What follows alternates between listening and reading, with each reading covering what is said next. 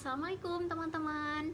Jadi teman-teman, di video kali ini aku akan berbagi informasi mengenai penerbangan dari India ke Indonesia dan sebaliknya dari Indonesia ke India, karena aku dapat cukup banyak pertanyaan dari teman-teman melalui DM di Instagram, melalui komen-komen di YouTube, dimana aku nggak bisa balas satu-satu pertanyaannya. Mohon maaf sekali teman-teman. Jadi aku akan menjelaskan di video kali ini secara detail mengenai penerbangan dari Indonesia ke India ataupun penerbangan dari India ke Indonesia sesuai pengalaman aku ya guys. Dan dimulai dari pertanyaan yang pertama, yaitu kok Mila bisa sih bepergian dari Indonesia ke India dan sebaliknya, apa penerbangan normal sudah buka? Jawabannya belum guys, sampai sekarang penerbangan dari Indonesia ke India dan sebaliknya yang normal belum buka, cuman ada penerbangan repatriasi. Dan penerbangan repatriasi itu sejenis penerbangan charter yang disediakan oleh kedutaan India ataupun kedutaan Indonesia, tetapi kita tetap bayar ya, jadinya harganya pun jauh banget lebih mahal dari tiket penerbangan normal gitu. Pertanyaan yang kedua, emang boleh orang India pakai penerbangan repatriasi untuk masuk ke Indonesia dan orang Indonesia masuk ke India dengan penerbangan repatriasi? Jawabannya boleh, asalkan memenuhi segala persyaratan yang ada yang telah dibuat oleh pemerintahan Indonesia maupun pemerintahan India. Contohnya kalau misalnya orang India mau masuk ke Indonesia, mereka harus punya kitas ataupun kitab. Mereka boleh ikut penerbangan repatriasi dan masuk ke wilayah Indonesia, lalu mengikuti seluruh protokol kesehatan yang ada dan aturan yang ada di Indonesia seperti karantina, PCR, swab test, segala macam, dan mereka boleh masuk ke Indonesia. Jadi sebelum adanya peraturan yang baru ini dari pemerintahan Indonesia ataupun dari penerbangan repatriasi dari India ke Indonesia, pemegang family visa ataupun sosial budaya visa boleh masuk ke Indonesia, WNA yang pemegang visa tersebut. Tetapi sekarang yang aku baca ya guys, cuman pemegang kitas dan kitab aja yang boleh masuk ke wilayah Indonesia gitu. WNI boleh ikut penerbangan repatriasi ke India asalkan memenuhi persyaratan yang diberlakukan oleh pemerintah India, yaitu mempunyai visa selain turis visa yang sudah ada gitu, yang masih berlaku. Dan sebelum kalian memesan tiket pesawat untuk penerbangan repatriasi, kalau kalian udah punya visa ya, jadi kalian harus cek dulu misalnya ke travel agent yang kalian pesan tiket tersebut, apakah visa kalian tersebut perlu direvalidasi atau tidaknya ke embassy, ke Indian Embassy yang ada di Indonesia. Jadi beberapa visa gitu harus direvalidasi gitu guys ke kedutaan India yang ada di Indonesia, baru kita boleh memasuki wilayah India. Untuk pertanyaan selanjutnya yaitu Mila beli tiketnya di mana?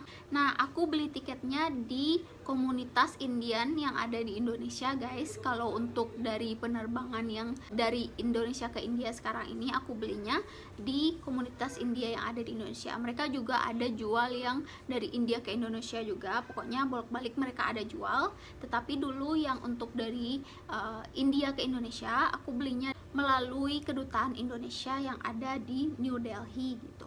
Instagram dan sosial media dari komunitas Indian yang ada di Indonesia itu aku bakal cantumin di sini untuk Instagram mereka. Jadi kalian bisa cek, mereka selalu update untuk penerbangan repatriasi di sana, dan mereka juga tulisin tanggal-tanggalnya dan nomor yang bisa dihubungi kalau kalian mau pesen tiketnya atau mau tanya-tanya tentang tiketnya atau visa segala macem yang untuk bisa memasuki wilayah India gitu. Pertanyaan selanjutnya, berapa total biaya yang Mila habiskan untuk penerbangan dari India ke Indonesia dan sebaliknya? Dikarenakan penerbangan dari Mumbai ke Jakarta langsung atau Mumbai ke Padang langsung nggak ada, jadi aku harus ikut banyak penerbangan transitan yang mana aku beli sendiri kalau untuk domestik. Jadi cuman repatriasinya dari Delhi ke Jakarta aja waktu itu. Dan harga tiket dari Mumbai ke New Delhi segini, dari New Delhi ke Jakarta, dan dari Jakarta ke Padang, lalu totalnya ada segini. Dan untuk penerbangan kembali ke India, nggak ada juga penerbangan dari Jakarta ke Mumbai langsung guys. Jadi aku ngambilnya ke Bangalore. Jadi aku start dari Padang dulu ke Jakarta, harganya segini. Dan dari Jakarta ke Bangalore, dari Bangalore ke Mumbai, dan totalnya segini. Dan harga-harga yang baru aku sebutkan itu teman-teman, itu untuk satu orang ya, dan itu juga belum termasuk harga PCR swab test dan harga ekstra bagasi kalau misalnya kalian kelebihan bagasi atau gimana. Pertanyaan selanjutnya yaitu dokumen apa aja yang harus dipersiapkan sebelum kalian bepergian dari India ke Indonesia. Itu yang pertama, tiket pesawat kalian pastikan udah ada. Yang kedua itu PCR swab test. Kalau dulu tuh di Indonesia 7 hari berlakunya hasil PCR swab test gitu. Dan paspor kalian jangan lupa. Kalau kalian bukan WNI harus punya KITAS dan kitab. Dan yang selanjutnya kalian harus punya surat izin dokter untuk terbang kalau kalian lagi hamil atau hamilnya di atas 6 bulan gitu. Nah kalau kehamilannya masih di bawah 6 bulan kayaknya belum perlu. Kalian juga harus cek sama maskapainya mereka perlu apa enggak.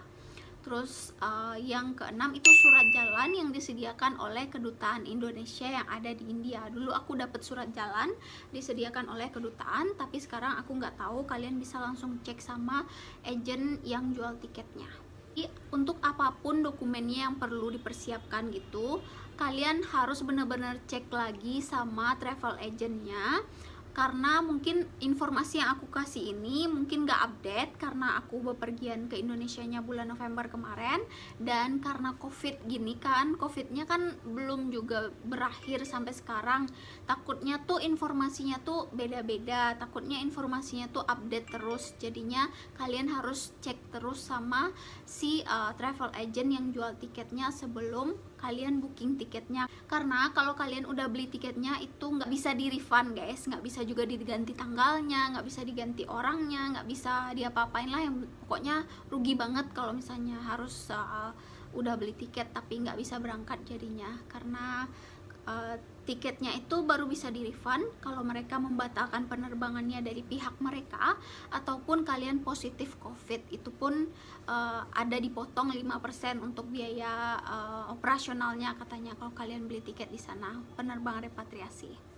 Untuk dokumen persyaratan kalau kalian ingin bepergian ke India, itu pertama tiket pesawat, paspor, terus PCR swab test. Ingat ya guys, kalau misalnya ke India, untuk hasil PCR swab testnya itu harus dalam bahasa Inggris ataupun Indonesia Inggris. Soalnya kalau untuk dalam bahasa Indonesia aja mereka nggak terima, dan berlaku hanya 72 jam atau 3 hari. Jadi kalau misalnya kalian berangkat nih tanggal 3, misalnya tanggal 3 Maret, misalnya kalian harus tes PCR swab testnya tanggal 1 ya minimal, karena diberlakukannya tuh sejak tanggal kalian tes gitu, bukan sejak hasilnya keluar 3 hari itu. Jadi kalau bisa harus cari tempat PCR swab test yang sehari jadi hasilnya gitu. Bagi yang bukan Indian, kalian harus punya visa. Visanya selain turis visa yang sudah aku sebutkan tadi. Dan jangan lupa cek dulu, cek dan dicek itu sangat penting ke travel agent. Ataupun kalau kalian bisa menghubungi kedutaan India itu lebih bagus lagi. Kalau kalian lagi hamil juga, itu kalian butuh surat dokter yang bahasa Inggris atau Indonesia Inggris. Dan masa berlakunya itu aku nggak tahu ya kalau misalnya untuk maskapai, tapi aku juga terakhir sih aku bikinnya juga 3 hari sebelum berangkat. Jadi aku juga setelah aku swab test, aku langsung cek kehamilan dan minta surat dokter, karena sesuai pengalaman aku sebelumnya sih, aku dulu waktu aku jadi awak kabin, surat dokter itu cuma berlaku juga 72 jam untuk ibu hamil. Jadi aku usahakan bikinnya sebelum 72 jam sebelum aku berangkat. Pertanyaan selanjutnya, harga tiketnya mahal ya kak? Emang pas penerbangan normal buka itu biasa harga tiketnya berapa. Memang ini jauh lebih mahal dari tiket penerbangan normal, karena penerbangan yang biasanya aku ambil misalnya Jakarta Mumbai, Mumbai Jakarta, Jakarta New Delhi, New Delhi Jakarta, biasanya tuh aku dapat harga tiket 2 jutaan gitu guys. Dan sekarang berkali-kali lipat lah, belum lagi tesnya ini segala macem lah, jadi harganya jauh lebih mahal. Pertanyaan selanjutnya yaitu apakah aku perlu dikarantina setelah aku memasuki wilayah India. Itu jawabannya waktu itu aku nggak perlu dikarantina guys, karena aku masuk ke kategori yang dikecualikan karena aku lagi hamil. Ada beberapa orang yang dikecualikan untuk karantina karena beberapa alasan tertentu. Untuk home quarantine-nya ada 14 hari atau institusional.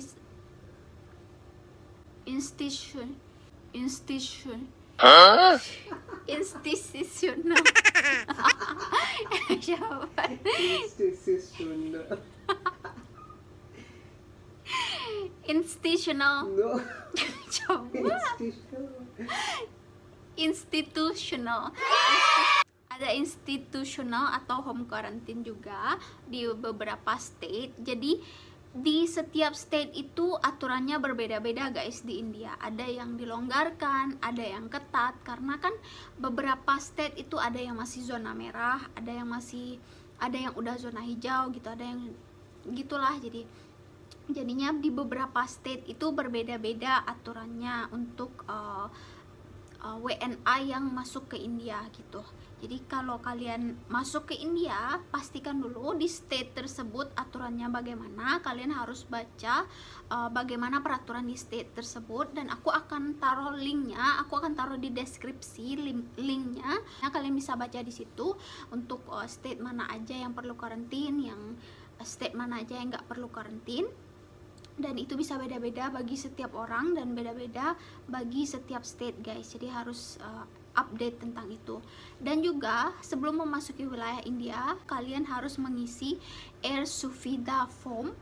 Itu kalian harus isi, karena di bandara setelah kalian landing itu akan dicek sama petugasnya. Kalau kalian udah isi Air Suvidha Form itu, kalian bisa langsung cepet lewat. Tapi kalau misalnya kalian belum isi Air Suvidha Form, kalian harus isi manual di sana. Itu di Bangalore sih kemarin bisa isi manual ya, tapi nggak tahu di state lain bisa apa enggak. Tapi lebih baik mending kalian isi aja sebelum kalian berangkat gitu. Kayak 3 hari sebelum berangkat, katanya 72 jam sebelum berangkat harus diisi. Dan linknya aku juga akan taruh di deskripsi, link untuk mengisi Air Suvidha Form. Yang selanjutnya itu untuk penerbangan dari India ke Indonesia. Dulu aku ambil yang dari Delhi ke Jakarta bulan November 2020. Itu aku nggak harus menjalani karantina apa-apa, aku nggak harus swab test waktu aku sampai di Jakarta, cuman swab test sekali doang pas aku sebelum berangkat ke Indonesia. Tetapi sekarang rulesnya udah berbeda guys. Katanya sekarang penerbangan dari luar negeri ke Indonesia gitu, walaupun WNI ya, harus tetap menjalani karantina selama 5 hari itu di tempat karantina yang sudah disediakan oleh pemerintah.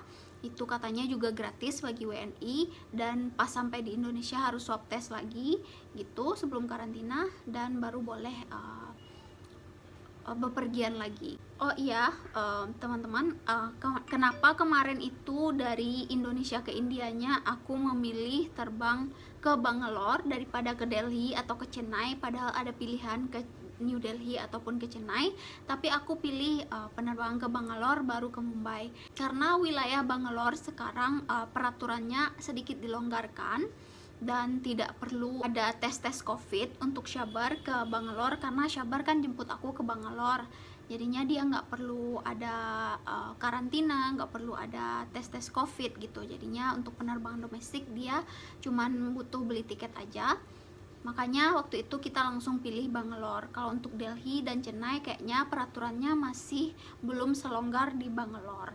Pertanyaan selanjutnya yaitu bagaimana pengalaman aku bepergian dari India ke Indonesia.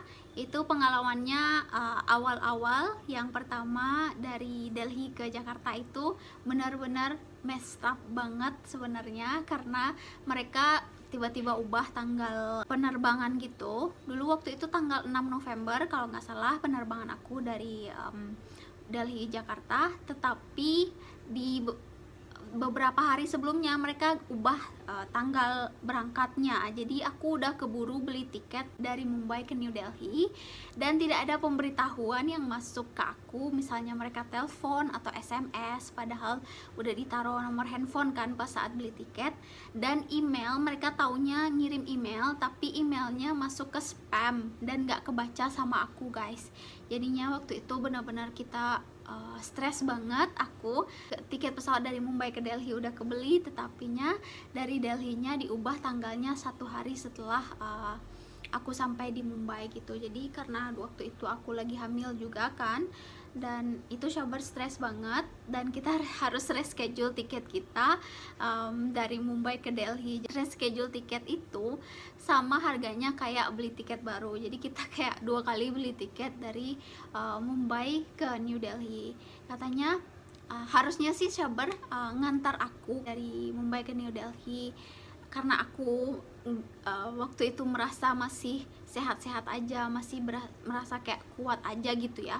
Jadi aku nggak mau Sabar buat ngantar aku, ya udahlah aku aja berangkat sendiri, nggak usah diantar, karena aku ngerasa biar bisa hemat juga kan, karena harga tiketnya udah mahal nih gitu, belum lagi beli bagasi segala macem.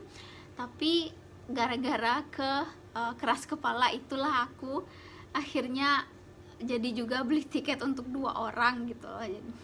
Ya gitulah guys dulu.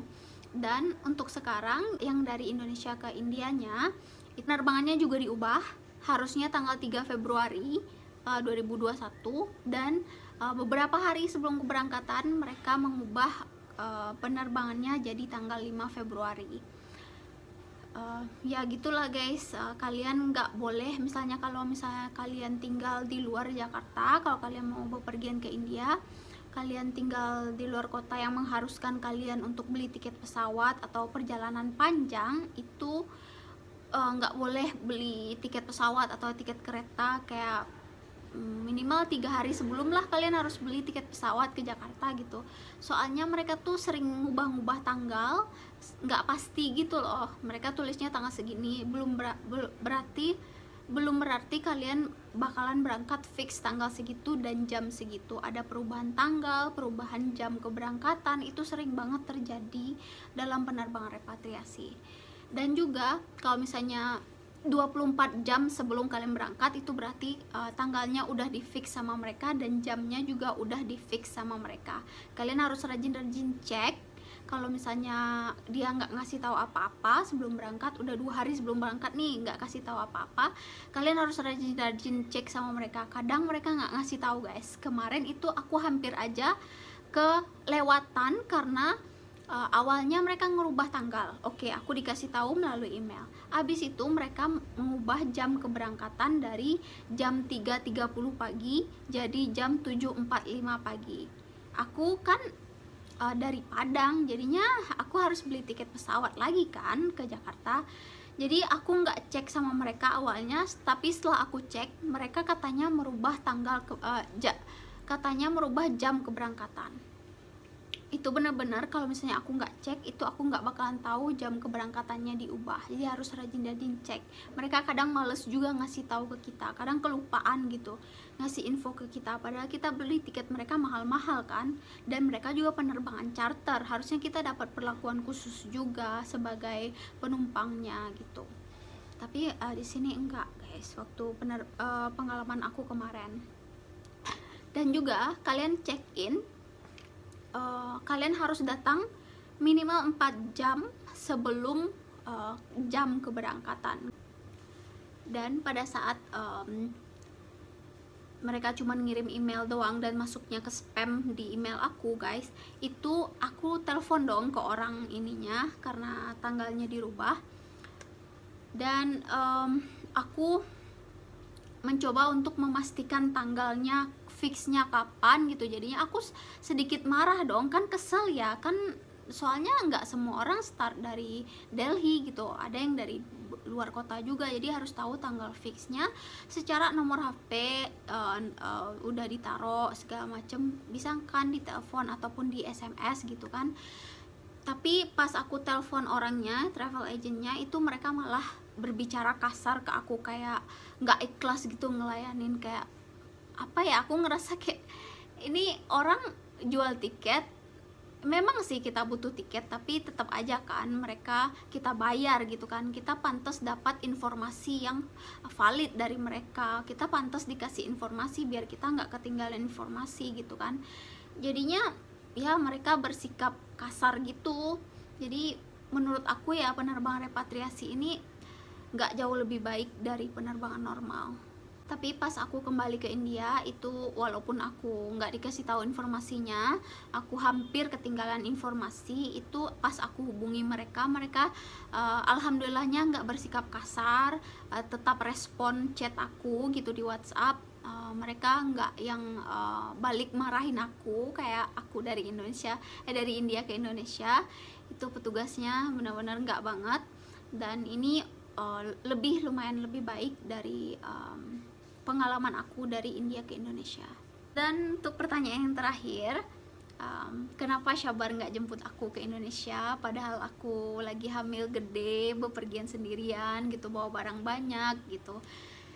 Pengen banget Syabar jemput aku, karena ancang-ancangnya dulu pas aku berangkat, Syabar bakalan jemput aku bulan Januari 2021 ke Indonesia. Itu rencana awal gitu kan.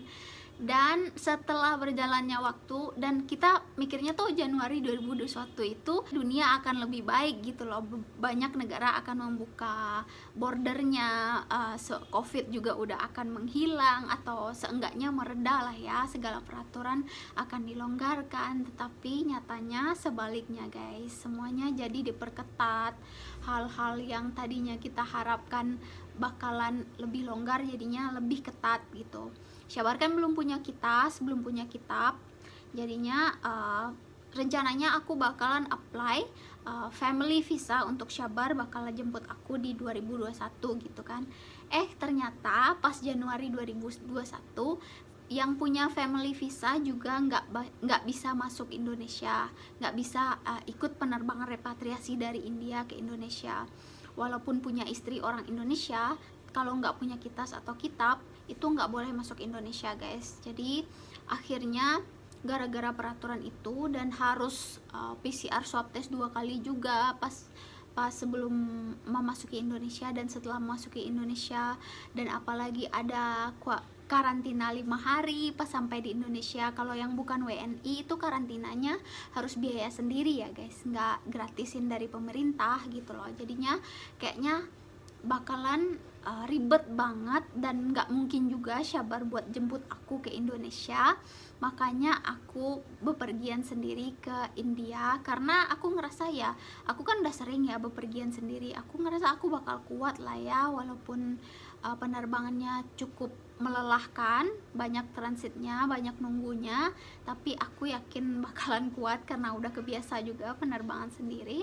Ya aku meyakinkan Syabar kalau aku bisa gitu loh, walaupun nggak dijemput.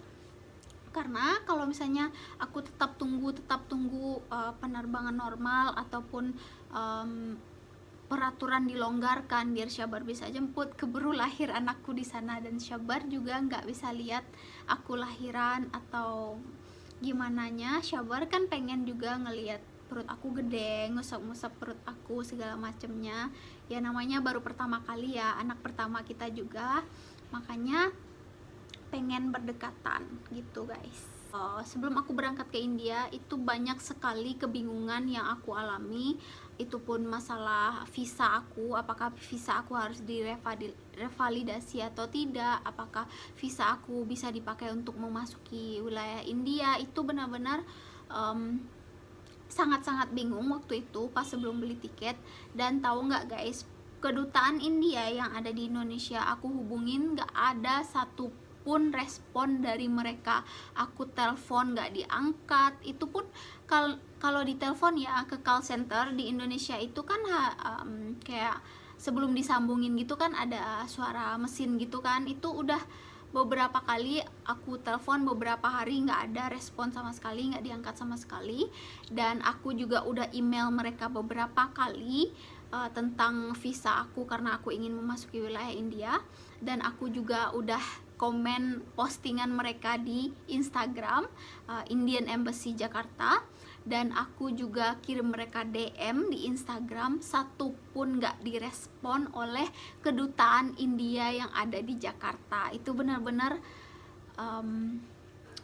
nggak banget, entah kenapa ya. Ada banyak nomor yang aku temuin di internet untuk kedutaan India yang ada di Jakarta.